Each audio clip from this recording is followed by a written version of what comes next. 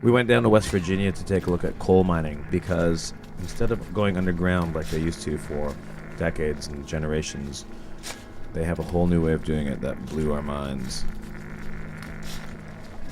We're on our way up to Larry Gibson's. He lives on this mountain, and you'll see his property just has an incredible view of what's going on around here. By the way, us being up here isn't exactly what they're thrilled about. These companies don't want people to know this is going on. The locals are kind of screwed because this is how they make their living. So if they shoot their mouths off too much, they're shooting themselves in the foot.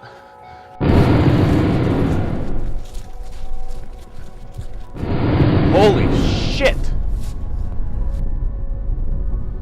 This is the new way that we mine for coal. I could easily tell you we're in Afghanistan in the mountains and we're looking for Osama bin Laden, and you'd believe me. This is the second most biodiverse area in the world, and unfortunately, we need what's under these mountains, and we'll do anything to get it. Coal companies like to do mountaintop removal because they can get more coal quicker, cheaper, with less people. The bad part of that is it's the environmental impact that it has on the streams and the environment. Is you just literally destroy the mountaintops and the valleys below them, where a deep mines does not. When the old timers mined coal, it was hard work. But now they need coal faster than men can mine it. So they're taking the tops off the mountain to get it faster. When George Bush first took office, he said, mine the coal, get the oil, get the gas, the country needs it. So he just opened the doors, it's this Pandora's box. Coal is also being sold to North Americans as this beacon for self-sufficiency in terms of a fossil fuel that we can depend on. But this is how we get it. And then you heat your homes with it. But those are things that happens under the public's eye, under their noses. They just don't realize what is at stake here. And the coal companies get by. I guess every single mountain out there is important to somebody to be retained in its original contour. But mining is what we do here in West Virginia, and it's something we do extremely well. Yeah, and there's no reason. Absolutely, I don't think there's any reason there shouldn't be pride taken in that at all. But to be frank, I was just horrified at this form of mining where you just kind of take away mountaintops, and I'm wondering what that impact is. Or what you consider the impact to be? There's no pretty way to mine coal. Nature has a remarkable way of healing itself over time. So those are the mountains of West Virginia, which so many people talk about, and then when you see it from the air, it is another level of understanding the devastation around here. And to the extent that a mountain is removed, a little bit of a misnomer there. We're removing mountain tops. We're not removing the entire mountain. So how far down would you go, for example? Well, sometimes it's the ground level, but it's seldom. Usually it's Sometimes just it is the about upper. Sometimes it is. If you talk to the Coal Association representatives, I have to say that if you're interested in the world looking like Mars or Pluto, this is a great place to start.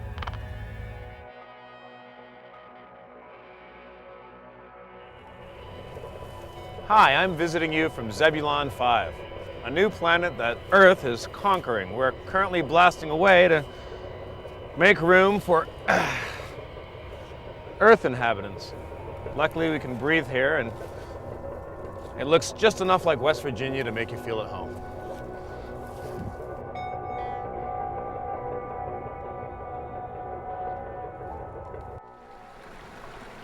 We've been surface mining for 40, 50 years.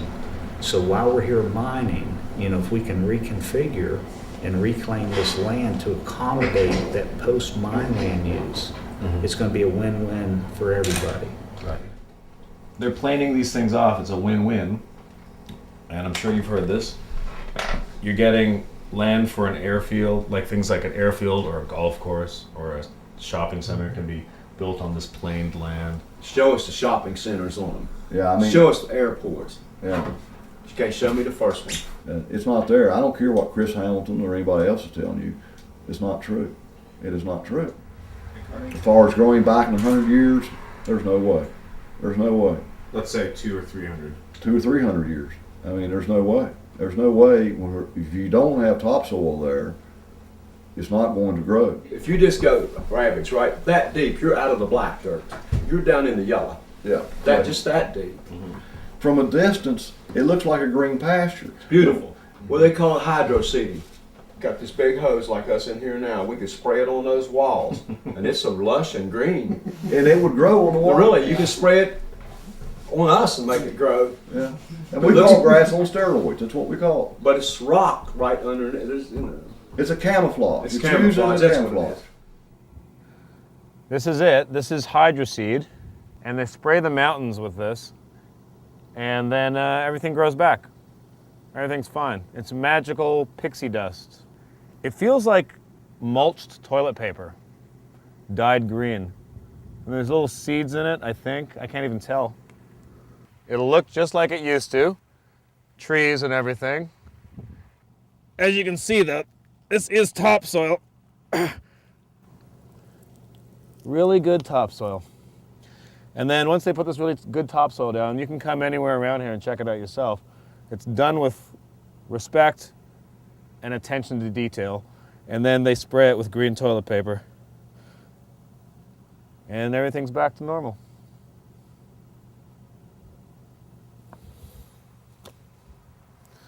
So nobody's losing. Nobody.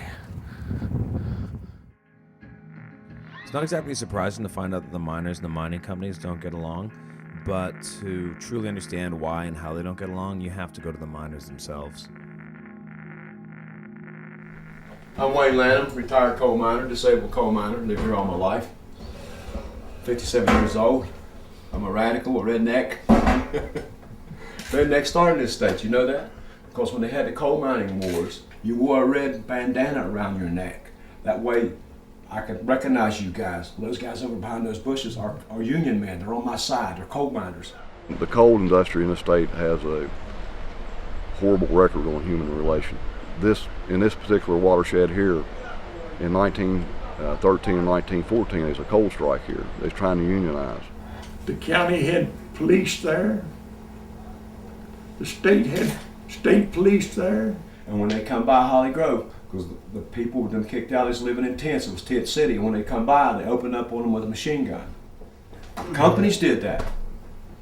That's why there's such a hard feelings towards coal companies. They just came up and shot the people. When you are hired, you sign a quit slip. You sign a slip that says you quit. It's not dated. So when it gets down to the point that you do something that I don't like as a coal operator, I'll tell you, so Wayne, today's your last day. Well, why? You know, something wrong? Yeah, you quit. Oh no, I didn't quit. Oh yeah, here's your quit slip. You signed it. And you do not have a leg to stand on. Most people outside the state, and some in the state, don't realize the history, and it's the same pattern being played over again. At the end of every shift, I noticed that you could actually hear the mountain powering down and then powering back up again. And that's just because coal mining around here is a 24-hour operation. At the end of the day shift, the miners go to their local watering hole, so we follow them there. I love the coal mine because it's adrenaline rush. You know? I mean, I brought her back from Florida, and I said, you know what? I'm working coal mine, I'm going to take care of you. Her job is to take care of my house, take care of my daughter. I'll do everything else, and I love her for that. You know? Like, I didn't want to come into this. It just happened. I mean, yeah, the money's good and the money's great, but the money's not worth nothing but him. Being totally honest with you, do you think I like going underground knowing that I can die? Knowing that there's a big chance I can die? Yeah. TV doesn't make I do it for my family. All coal miners deserve $35 an hour or more because they work their ass off, and without them, the country would fail. So right now, to me, coal mining is a necessary evil, and it's not the miners that are the ones. We're not evil. The miners themselves aren't the devil. You've met me. You've met him. You've met him. We're not bad guys. With corporate American CEOs and people like that, they're going to want to make the big dollars, and we're just tools. If the mines aren't so good, if you've known this for generations, why don't you just leave and go somewhere else and get a job somewhere else? I mean, it's like if you graduate from high school and we said, we'll give you a job making $17 an hour working in the mines, you're at medical, dental, and vision, and blah, blah, what are you going to do? Or you can go do the try to do the college, even if you are smart enough, or go work at McDonald's. What do you want to do? You will go to the mines. So do you think they're just going to keep leveling this whole area? If we let them, they'll level this whole place. You might feel bad about it because you're worried about the environment, but you're still gonna cut the top off this mountain because hey, I gotta eat. You know, I've got shit I gotta do.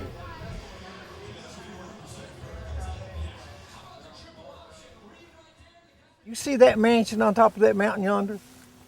Can you see that through your camera? That weird looking thing on top of the hill? That's a mansion up there? That's Don Blankenship's, one of his mansions, right there. Because he is knowingly, I won't say intentionally, but he is knowingly endangering the lives of every man, woman, and child in this area for miles and miles and miles. I don't know how he sleeps at night. The symbolism of that, him up there and you down here, is remarkable. Just the symbolism of that. And that he has a bird's eye view, potentially, of watching everybody down here get washed away. There's more coal left in these mountains than has been mined. He intended to buy all this property out, and he's tried, and he still intends to do it, force it done if necessary, to move all the people out here, and then start taking these mountains down step by step. I've spent 59 years here, and I'm not going no place unless he washes me off. I'll die here. Not bad, huh?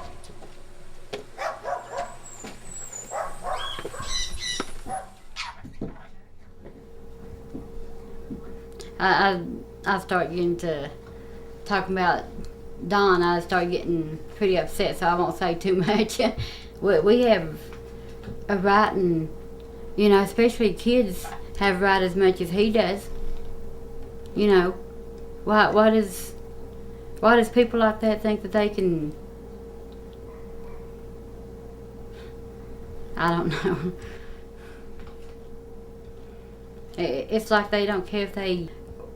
It's like they don't care if they go ahead and kill us and let, you know, like my kids here, they're 14 and 15. You know what's going to happen to them? You know, we have local residents who have legitimate concerns, and we have processes and programs in place to try to deal with those concerns. And then we have also another portion of our population who simply do not like mining, and would just as soon see it all be abolished or all go away. Who are they? It doesn't sound like it's. And who would those people be, though? well, I saw both in the committee room today.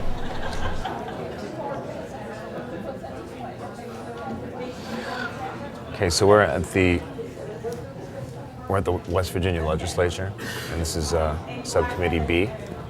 And this hearing's going to deal with this slurry injection into the mine shafts. After coal's mined, there's a lot of leftover rock and unusable materials, as well as chemicals from the coal mining process. This stuff's called coal slurry, and it gets pumped back into the mountain. It's legal. The mining companies claim it's regulated, and the citizens whose well water and drinking water is contaminated claim it's making them sick. Basically what we do is when we permit the sites themselves, we have a half-mile radius on groundwater surveys for the permit. I think I'm confused. Now, you can't inject within a quarter of a mile of a well or a municipality. Well, then, I don't know if you were present at the last meeting last month when we had several people who brought samples of their water which had huge contaminants in it. I think a lot of people don't understand that you have to maintain a well just like you do your car. A lot of people just turn on the spigot and they think it's going to work for them when they had things like iron hydroxide precipitate and other metals build up in their wells over the years. And every time I go out on a well complaint, I tell people, you need to have a friend at the local volunteer fire department to come out and flush your well out every couple of years. Again, they're going to blame it on somebody else. They're not going to take the blame. I mean, just like, you know, the far-fetched notion that you're not cleaning your wells out. You know, I've never heard of that. Never heard of it. I have never, ever heard of that. That guy's an idiot. You See, quote me on that. Yeah, Tell him to come on over here too if he wants a piece of it. But you know, those guys they make fun of your common sense. Yeah, they do. Common sense. And where is the toxins coming from? I mean, if you have used your well for generations and never had a problem with your well water, then all of a sudden you get you know, toxic metals coming in your well. Where did it come from? Why wasn't it there 100 years ago? But it's kind of odd that someone nearby you is injecting into the ground the same thing that's coming in your well, and your well has been operational for generations after generations, than to say you're not cleaning your well out. But you was there. You heard those two gentlemen from the DEP make the statement that they could prove that nothing that had been done in the mining industry had harmed our drinking water. Mm-hmm. And it was just a damned outright lie. They're killing people. And somebody has to do something to stop it. Protection agencies are supposed to be helping you, local government, state government, federal government. How this just goes on for this long. It boggles my mind. Politics. I'm waiting. It's been a year and a half now, almost 2 years. I'm still waiting on a man that works for the DEP. He's in charge of the gas well mining operation in the state of West Virginia. I'm still waiting for a call back from him. You've got to be kidding. No, I'm not kidding, and I've got the number of calls that I called and who I called and who I talked to. You truly have no idea what goes on around here. Things I want to say to you, it'll come to my mind, then I forget it, but the doctor from New York that called me and told me, he said, I'm surprised you can talk with so much lead as you've got in your brain. Could you explain to me how this is affecting your family though, like physically? Brittany, come in here. Tell me, you went to the doctor. What did the doctor say? What did he say about the knot on your cheek? That it could be infection, it could be fluid sac, or it could be a cyst. He didn't know. So what do you got to do? Nothing. He gave me antibiotics and sent me home. He don't want you to go see nobody else? What kind of antibiotics did he give you? I've never heard of them. And I got a little boy, he's 9 years old. From the time he was a child, he's been on antibiotics more than half of his life because of this damn water, and we didn't know what was causing it. Right there is what I have to take on a daily basis to stay alive. Now, that's almost hard to believe. Can I see this, please? Yeah.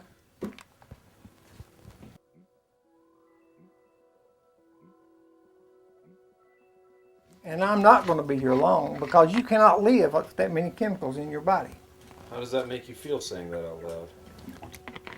Mister, I'm just telling you the truth. I know. I'm telling you what a doctor told me. Don't plan on being here long having to take that kind of medicine.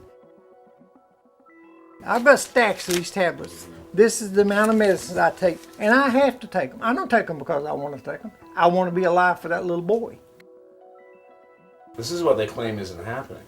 Yeah, the DEP and the EPA. The EPA, the mining companies, everybody who's not living in these areas, everybody who's not a miner, are claiming this isn't happening. This doesn't happen. That's right. And that this is your imagination.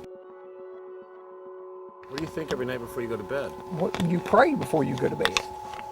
And you just ask God to take care of your family. That's all you can do, because man has done the damage to the earth. And man, I don't see how man can correct what's been done. God can handle this. He will. When the right time comes, he will do what has to be done.